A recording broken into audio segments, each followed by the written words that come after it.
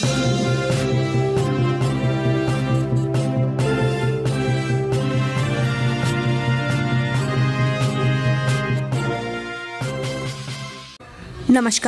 आपका हमारे news channel UK24 news में स्वागत है। उत्तराखंड से बड़ी खबर, हरदा और हरक की फिर हुई मुलाकात, होने लगी कांग्रेस में जाने की चर्चा। पूर्व सीएम हरीश रावत और हरक सिंह रावत के बीच फिर मुलाकात हुई है। बताया जा रहा है कि दोनों की मुलाकात रविवार को देहरादून में हुई थी। इस तरह की खबरों के बाहर आने के बाद एक बार फिर से चर्चा होने लगी है कि क्या हरक सिंह रावत कांग्रेस ज्वाइन करेंगे। मीडिया रिपोर्ट के अनुसार दोनों नेताओं के बीच 15 मिनट की मुलाकात हुई थी। हालांकि अब तक इसकी आधिकारिक पुष्टि नहीं हो पाई है। वहीं नेता प्रतिपक्ष प्रीतम सिंह का भी बयान सामने आया है, जिसमें वो कह रहे हैं कि यह तूफान से पहले की शांति है। हरीश रावत भी कह चुके हैं कि कुछ दिन का इंतजार करने की बात कह चुके हैं। इस तरह कांग्रेस ने यह संकेत दिए हैं कि बड़े स्तर पर दल बदल होने जा रहा है। हालांकि हरक सिंह रावत ने उनकी कांग्रेस में जाने की अटकलों को खारिज किया है। भाजपा भी कह रही है कि कांग्रेस के कई नेता उनके संपर्क में हैं। तबादलों में इन शिक्षकों को मिलेगी राहत, ये समिति करेगी फैसला। शिक्षा विभाग के पास कई ऐसे शिक्षकों की प्रार्थना पत्र आए हैं जिन्होंने कोरोना में अपने को खो दिया। शिक्षा महानिदेशालय ने इस संबंध में शासन को प्रस्ताव भेजा है। इनके तबादलों पर मुख्य सचिव की अध्यक्षता में गठित समिति ही फैसला लेगी। माना जा रहा है कि ऐसे शिक्षक और शिक्षिकाओं को राहत दी जाएगी। 3000 से अधिक बच्चे अनाथ हो गए हैं, जबकि शिक्षा विभाग में 100 से अधिक शिक्षक और शिक्षिकाएं ऐसी हैं जिनके पति या पत्नी की कोविड के दौरान मौत हो गई। ऐसे पति या पत्नी शिक्षक शिक्षिका को जिसने कोविड में अपनों को खोया है, उन्हें तबादलों में राहत दी जाएगी। अनुरोध के आधार पर सुगम क्षेत्र के स्कूलों में तबादले हो सकेंगे। उत्तराखंड में लगाया गया नाइट कर्फ्यू रात 11 बजे से सुबह 5 बजे तक रहेगा प्रभावी। कोरोना के बढ़ते मामलों को देखते हुए उत्तराखंड सरकार ने प्रदेश में नाइट कर्फ्यू लगा दिया है। रात 11 बजे से सुबह 5 बजे तक नाइट कर्फ्यू रहेगा। नाइट कर्फ्यू प्रदेश में 27 दिसंबर की रात से प्रभावी होगा। विकासनगर में 2 चोर गिरफ्तार, पुलिस को 80 CCTV फुटेज खंगालने पर मिली सफलता। सेलाकुई थाना क्षेत्र में बीते दिनों जिला सहकारी बैंक सहित कई जगहों पर चोरी का पुलिस ने खुलासा किया है। पुलिस ने घटनास्थल के आसपास के CCTV फुटेज के आधार पर 2 चोरों को गिरफ्तार किया है। पुलिस ने आरोपियों के पास से laptop, mobile phone, charger, mouse और नकदी बरामद की है। चीनी नागरिकों के वतन वापसी मामले में स्थिति स्पष्ट करे सरकार, हाईकोर्ट।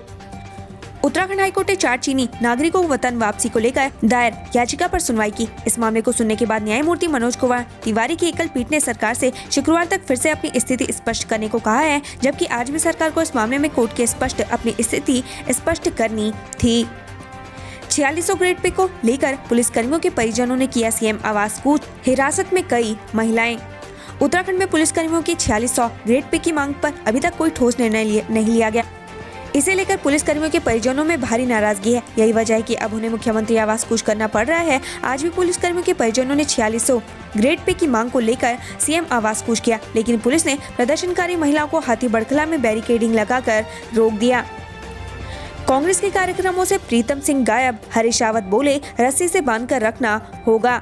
देहरादून में उत्तराखंड कांग्रेस मुख्यालय में कांग्रेस के सदस्यता ग्रहण समारोह में नेता प्रतिपक्ष प्रीतम नदारद नजर आए। इससे पहले रविवार को विजय शंकरनाथ जनसभा से भी प्रीतम सिंह गैर मौजूद रहे। वहीं इस पर हरीश रावत ने मजाक के अंदाज में कहा कि अब अपने नेताओं को मोटी रस्सी से बांध कर रखना होगा। विधानसभा चुनाव 2022 नहीं लड़ना चाहते हरक सिंह, अब पार्टी के सामने रखे ये विकल्प। शुक्रवार रात और शनिवार दिन भर इस्तीफे की धमकी देकर लापता हुए और उत्तराखंड सरकार और उनके मंत्रियों को छकाने वाले हरक सिंह रावत ने अब नया शिगुफा छेड़ा है। हरक सिंह रावत ने कहा कि वे विधानसभा चुनाव 2022 नहीं लड़ना चाहते। अगर इसके बाद भी पार्टी उन्हें चुनाव लड़ाती है तो उन्होंने लैंसडाउन, यमुनोत्री, केदारनाथ और डोईवाला विधानसभा सीट के विकल्प पार्टी के सामने रखे हैं। नैनीताल हाईकोर्ट में खनन नीति पर सुनवाई, सरकार से 25 फरवरी तक मांगा जवाब। कार्यवाहक मुख्य न्यायाधीश संजय कुमार मिश्रा व न्यायमूर्ति NS धनिक की खंडपीठ में उत्तराखंड की खनन नीति को लेकर जनहित याचिकाओं पर सुनवाई हुई। 30 दिसंबर को PM मोदी करेंगे कुमाऊं एम्स का शिलान्यास, CM धामी ने गंगोली हाट को दी योजनाओं की सौगात। CM पुष्कर सिंह धामी सोमवार को पहली बार मुख्यमंत्री बनने के बाद गंगोली हाट पहुंचे। CM धामी ने सबसे पहले गंगोली हाट महाकाली मंदिर में दर्शन पूजन किया। इसके बाद उन्होंने गंगोली हाट GIC मैदान में करोड़ों की परियोजनाओं का लोकार्पण और शिलान्यास किया। काम आई हरक की प्रेशर पॉलिटिक्स, आज जारी होगा कोटद्वार मेडिकल कॉलेज के बजट का शासनादेश। कोटद्वार में मेडिकल कॉलेज को लेकर आज शासन से 25 करोड़ के बजट का आदेश जारी किया जाएगा। यही नहीं, कोटद्वार मेडिकल कॉलेज के लिए प्राचार्य के पद को भी सृजित किया जा रहा है। बता दें कि कोटद्वार मेडिकल कॉलेज को लेकर ही हरक सिंह रावत ने धामी सरकार को असमंजस में डाल दिया था। हल्द्वानी एचपी कंपनी के बेरोजगार कर्मचारियों ने पकौड़े तलकर जताया विरोध। रुद्रपुर स्थित एचपी कंपनी के 200 से अधिक कर्मचारी बीते 4 महीने से हल्द्वानी श्रम विभाग कार्यालय के बाहर धरने पर बैठे हुए हैं। कर्मचारियों का आरोप है कि सरकार की ओर से उनकी समस्याओं को नहीं सुना गया, जिसका नतीजा रहा कि कंपनी ने फैक्ट्री को बंद कर दिया और आज पढ़े लिखे युवा बेरोजगार हो चुके हैं। कर्मचारियों का कहना है कि वो आईटी सेक्टर के कर्मचारी हैं, लेकिन फैक्ट्री बंद होने के बाद आज वो बेरोजगार हैं। अब उनके सामने पकौड़े तलने और चाय बेचने के अलावा कोई रास्ता नहीं रह गया। टिहरी कृषि मंत्री सुबोध उनियाल ने 1.67 करोड़ की योजनाओं का किया शिलान्यास। इस मौके पर सुबोध उनियाल ने अपने 10 साल के विकास कार्यों को जनता के सामने रखा। उन्होंने कहा, केंद्र में नरेंद्र मोदी व राज्य में धामी सरकार ने जिस तरह से विकास कार्यों की गंगा बहाई वह पूर्ववर्ती सरकार से नहीं हो पाया। कुमाऊं कमिश्नर ने सुशीला तिवारी अस्पताल का किया निरीक्षण, खामियों को लेकर दिए ये निर्देश। सुशीला तिवारी अस्पताल की व्यवस्थाओं पर लगातार उठ रहे सवाल के बाद कुमाऊं कमिश्नर दीपक रावत ने अस्पताल का औचक निरीक्षण किया। इस दौरान उन्होंने आईसीयू, एनआईसीयू, डायलिसिस सहित कई विभागों का निरीक्षण किया। साथ ही साफ सफाई व्यवस्था सहित अन्य व्यवस्थाओं को दुरुस्त करने के निर्देश दिए हैं। इस दौरान कमिश्नर ने पाया कि कई जगह पर साफ सफाई नहीं हुई है, जिन्हें ठीक करने के भी निर्देश दिए गए। अजय भट्ट ने केआरसी रानीखेत में शहीदों का किया सम्मान, वीरांगनाओं को किया सम्मानित। केंद्रीय रक्षा राज्य मंत्री अजय भट्ट ने कुमाऊं रेजिमेंट सेंटर मुख्यालय रानीखेत पहुंचकर शहीदों को नमन किया। इस दौरान उन्होंने केआरसी की कुमाऊं शॉल फैक्ट्री में कार्यरत वीर नारियों को सम्मानित किया। गंगोत्री हाईवे पर खाई में गिरी हरियाणा के पटकों की कार, नीचे बह रही थी भागीरथी, पड़िए फिर क्या हुआ। हर्षल घाटी में बीती रात हुई बर्फबारी के बाद गिरा पाला गंगोत्री हाईवे पर जानलेवा साबित हो रहा है। सोमवार दोपहर बाद हरियाणा से हर्षल घूमने जा रहे पटकों की कार बर्फ में फिसलने के कारण करीब 20 मीटर गहरी खाई में जा गिरी। इस घटना में हरियाणा के पर्यटक बाल बाल बच गए। छत्तीसगढ़ रायपुर धर्म संसद, कालीचरण महाराज के बयान की अखाड़ा परिषद ने की निंदा।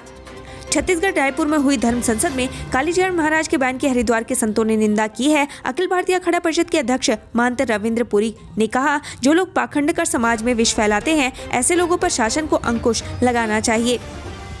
पटकों की आमद से गुलजार हुई सरोवर नगरी, केव गार्डन पहुंचे सैकड़ों सैलानी। लक्सर, संदिग्ध परिस्थितियों में अधेड़ ने खाया जहर, मौत।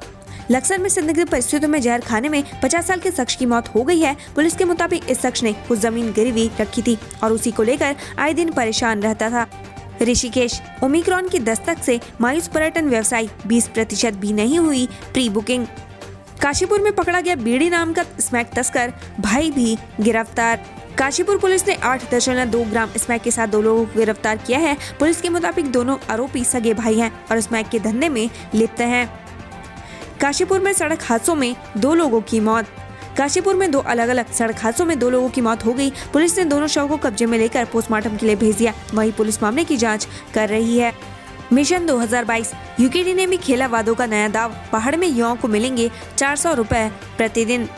उत्तराखंड विधानसभा चुनाव 2022 से पहले राजनीतिक दलों ने वादों की झड़ी लगा रखी है। उत्तराखंड क्रांति दल यूकेडी ने भी जनता से वादा किया है, यदि वे सत्ता में आए तो मनरेगा की तर्ज पर पहाड़ों में खेती करने वाले युवाओं और उनके परिवार में पशुपालन करने वालों को 400 रुपए प्रतिदिन का मेहताना दिया जाएगा। सरोवर नगरी नैनीताल में सीजन की पहली बर्फबारी, पर्यटक कर रहे जमकर मस्ती। हल्द्वानी, वन विभाग ने अवैध खनन में लगे एक ट्रैक्टर ट्रॉली सहित 3 ट्रक पकड़े। हल्द्वानी वन विभाग की टीम ने अवैध खनन के खिलाफ लगातार अभियान चलाकर कार्रवाई कर रही है। तराई पूर्वी वन प्रभाग की टीम ने अवैध खनन में लगे एक ट्रैक्टर ट्रॉली सहित 3 ट्रक पकड़े हैं। साहब सिंह नैनी के समर्थकों ने पत्रकार को पीटा, पहली पत्नी के धरने पर बैठने को लेकर हरदा से पूछा था सवाल।